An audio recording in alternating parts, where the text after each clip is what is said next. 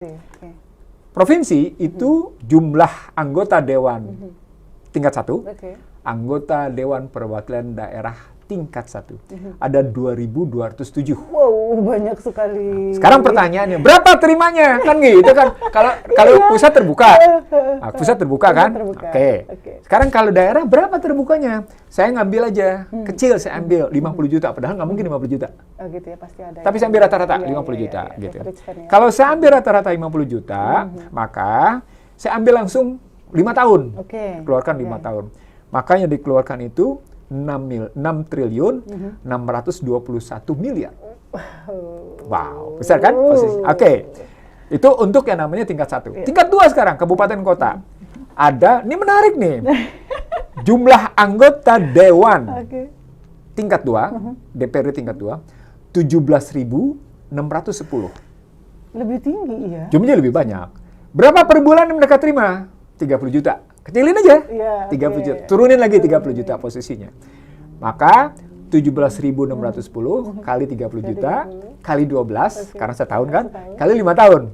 Dapatlah angkanya di sini 31 triliun 698 miliar. Oke. Jadi dalam 5 tahun, nah ini menariknya. Dalam hitungan saya, masyarakat membayar anggota dewan dari tingkat 2 ke tingkat 1 sampai dengan tingkat nasional 53 triliun 498 miliar 850 juta minimal. Karena tadi kita ngambil 50 juta untuk tingkat 1, 30 juta untuk tingkat 2. Padahal pasti mereka ada juga yang lebih, tapi kita ambil rata-rata ada yang 30 juta, ada yang 50 juta. Padahal mana mau mereka kayak gitu kan posisi, ya kan? Tapi minimal masyarakat mesti tahu bahwa dana yang dikeluarkan untuk mereka itu jumlahnya 53 triliun, saya ulang, 498 miliar 850 juta. Dalam satu periode ini ya? Iya, satu periode. Nah, itu bagus tuh istilahnya, satu periode memang program. Nah, kalau begitu pertanyaan pokoknya begini, dari mana sumber dananya? Nah, itu saya mau tanya sebenarnya. Abang udah nanya duluan, jadi saya mau jawab nih ya. Salah ya. Sumber dananya itu dari pajak. Oke. Pajak yang kita bayarkan ya? Kalau begitu, masyarakat berarti mengeluarkan 2. Yang pertama dia keluarkan pajak. Yang kedua dia serahkan amanahnya. Kan yang pertama diserahkan dulu amanahnya. Yang kedua kemudian dia kasih pajaknya. Pertanyaan berikutnya, masyarakatnya dapat apa? Nah, itu ada kata-kata di sini.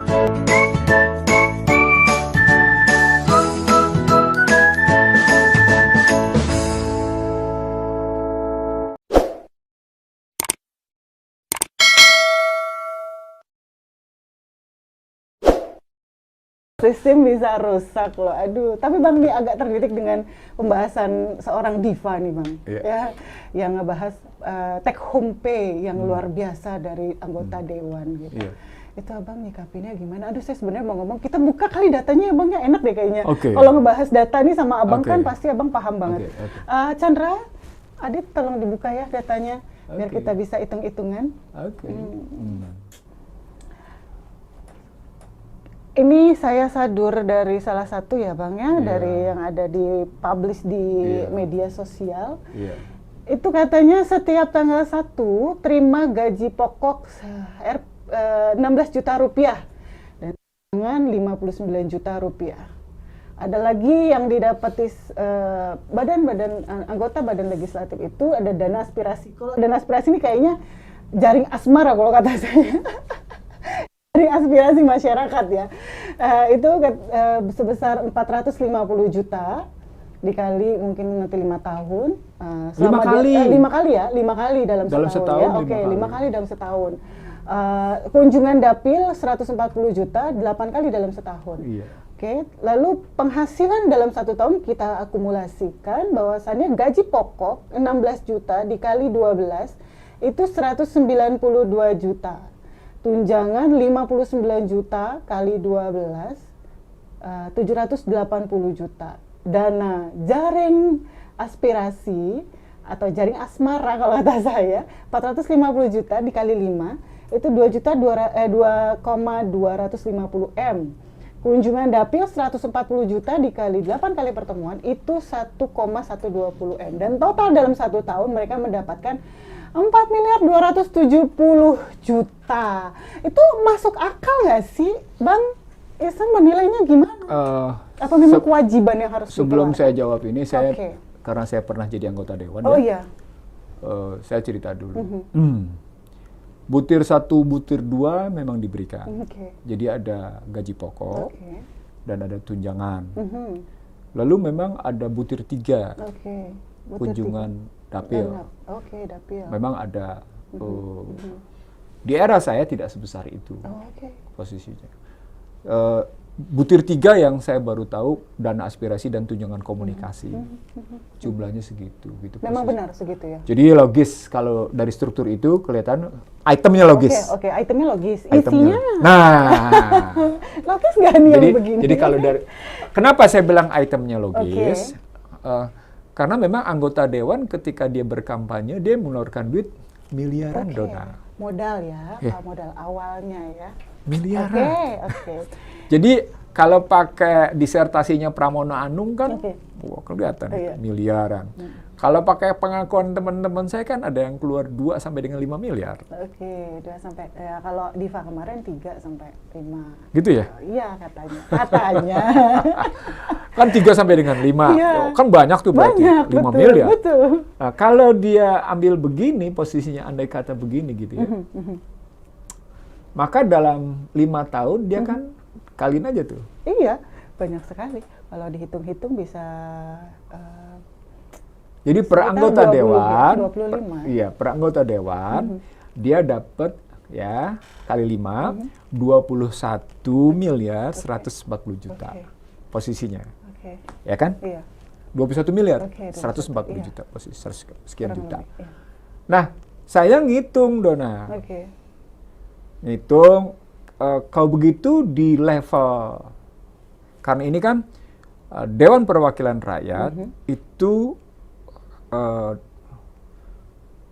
punya kedudukan yang sama dengan Dewan Perwakilan Daerah. Oke. Jadi hak yang diterima oleh Dewan Perwakilan Daerah itu hakikatnya sama dengan DPR, perwakilan betul. rakyat Iya, posisi. daerah ya. Maka saya ngitung berapa jumlah anggota dewan? Oke. 575. 530. 575. 75. Oke. 575. Ini udah saya hitung posisi. Oh gitu. Iya. Ambil data ya. Iya. Lalu kalau 575 maka yang keluar dalam 5 tahun Oke. untuk anggota dewan saja 12 triliun Oke. 276 miliar 250 juta. Wow. Tapi jangan kaget nanti kita akumulasikan Iya. berapa sesungguhnya sampai pada level Terendah kabupaten, ya? kabupaten kota. Gitu. Jadi untuk anggota dewan saja berdasarkan data ini dalam 5 tahun rakyat membayar, Iya. 12 triliun 276 juta 276 13 triliun lah ya. Kita itu kan bulatkan saja almost 13 triliun. 12,3. Oh, 12,3. Oh, oke, 12,5 lah kurang lebih lah ya. Posisinya. Kalau diambil itu posisi, kalau dibuletin 12,3 kayak ya. gitu. Oke. Memang logis kalau Anda membulatkan karena nanti ada biaya-biaya yang keluar untuk sekretariat yang dikeluarkan oleh sekretariat DPR untuk ikut berangkat misalnya ke dapil. Itu atas biaya sekretariat. Jadi kalau seorang anggota dewan berangkat ke dapil, dia mau ngajak orang sekretariatnya. Termasuk bahkan staf ahlinya mau diajak gitu misalnya. Dan belum lagi mereka harus membayar konstituen yang ada di itu pakai dana dapil biasanya. Oke, berarti dapil ya masuknya. Dananya di situ dana kunjungan dapil sama dana aspirasi.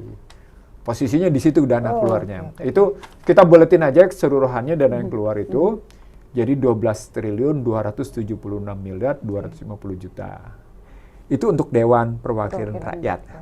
Untuk Dewan Perwakilan Daerah, saya menghitung keluarnya itu menjadi dalam 5 tahun posisinya ini hampir berapa nih? Karena dia ada 13. Sama, itemnya sama? Sama, tapi jumlahnya cuma 100. Jumlahnya lebih cuma rendah pasti ya? Iya, jumlahnya 136 yang dikeluarkan 2.903 miliar 600 juta.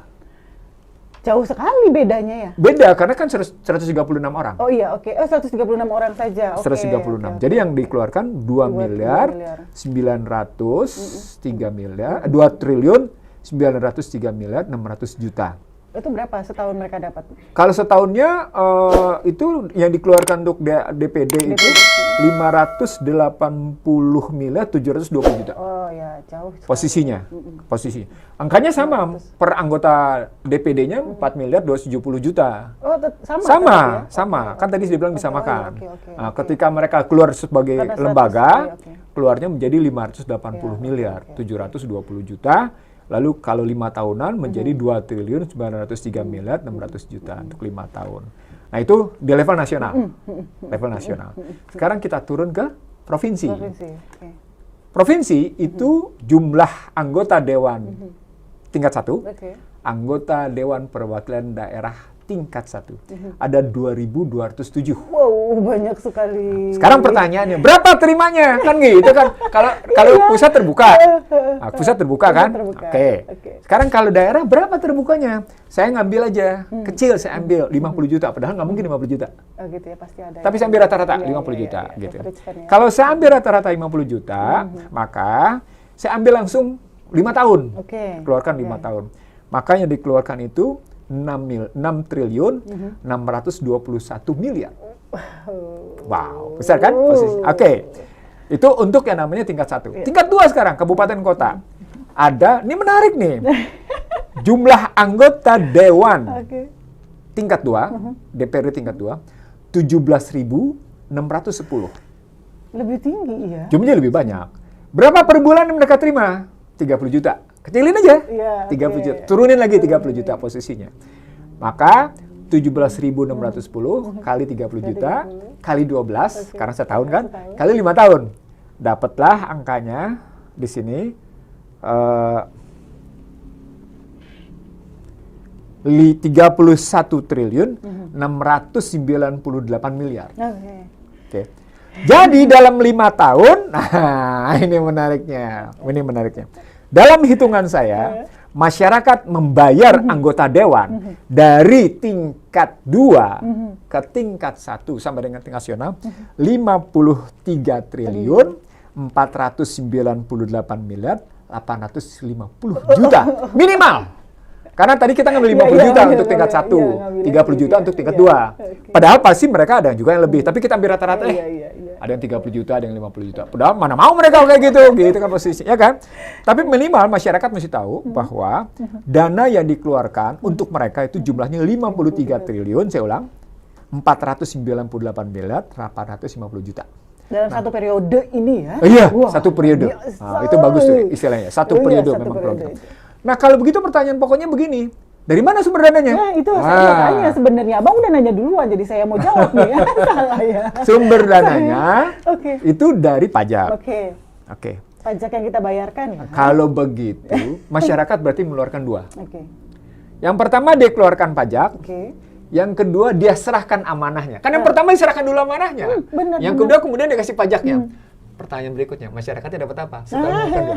Nah, itu ada kata-kata di sini yang mau saya kutip. Ternyata dengan modal membohongi rakyat, katanya DPR bisa dapat uang berlipat dengan hanya kerja tur dan membuat kebijakan ngawur.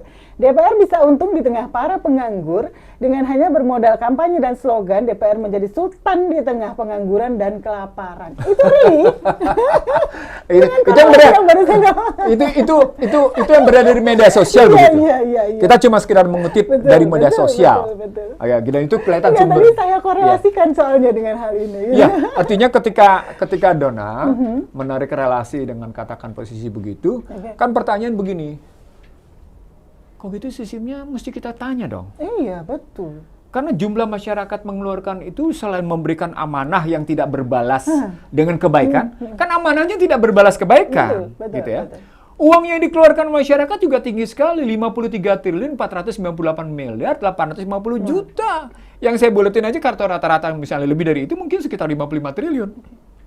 Tapi Bang, saya pernah ada ngobrol sama orang pajak. Orang pajak sendiri ngos-ngosan untuk ngambil uang itu loh, untuk bayar-bayar itu juga katanya ngos-ngosan tuh gimana? Bener nggak sih? Nyatanya Bener, gitu? karena tax rasionya menurun.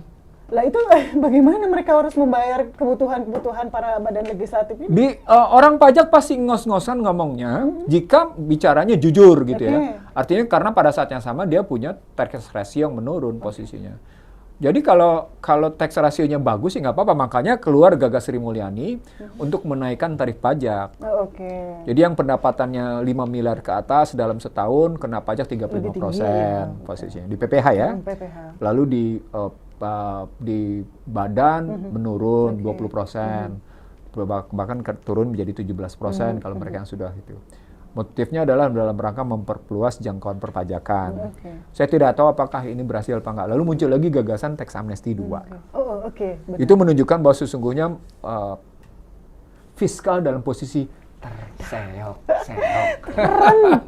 Iya, gitu. Kalau ngebahas kayak begini jagoannya deh pokoknya. Saya mau ngulik lagi bingung ini jadinya. Kita ke yang lain aja Bang. Nah, menurut Abang ada motivasi nggak sih? Seorang diva bisa melontarkan bahasa itu, statement itu gitu loh. Ada motivasi nggak? Mau minta dinaikkan atau mungkin bagaimana? Kalau saya kebetulan cuma melihat sekilas. Saya tidak...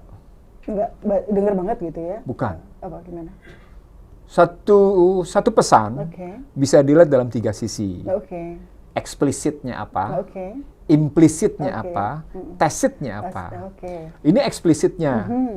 Bahwa dia menyatakan ini gaji, ini tunjangan, ini dana aspirasi, ini kunjungan dapil. Eksplisitnya. Implisitnya apa? Apakah dia ingin mengatakan ini kebesaran, atau kekecilan, atau cukup, gitu kan? Tacitnya apa? Tacitnya ini membuktikan bahwa memang demokrasi di Indonesia sifatnya transaksional. Maka ada buku yang terbit, Donald. Buku itu berjudul Bagaimana Uang Membeli Kekuasaan di Indonesia. Kalau itu sih udah nggak aneh kayaknya, Bang. Transaksional itu di Indonesia kayaknya luar biasa, Bang. Mau belok ke sini, transaksi dulu. Mau belok kanan, transaksi dulu. Bahkan mau mengeluarkan kita punya kotoran dalam tubuh pun transaksi ya. Iya kan Bang, bener ya? Iya. Jadi Abang nilainya begitu ya Bang ya. Dan kalau ngelihat anggota-anggota DPR kan kayaknya mereka kece-kece ya Bang. Apa dari hal kayak gini mereka kan tinggi sekali nih pendapatannya. Nah ini menarik nih.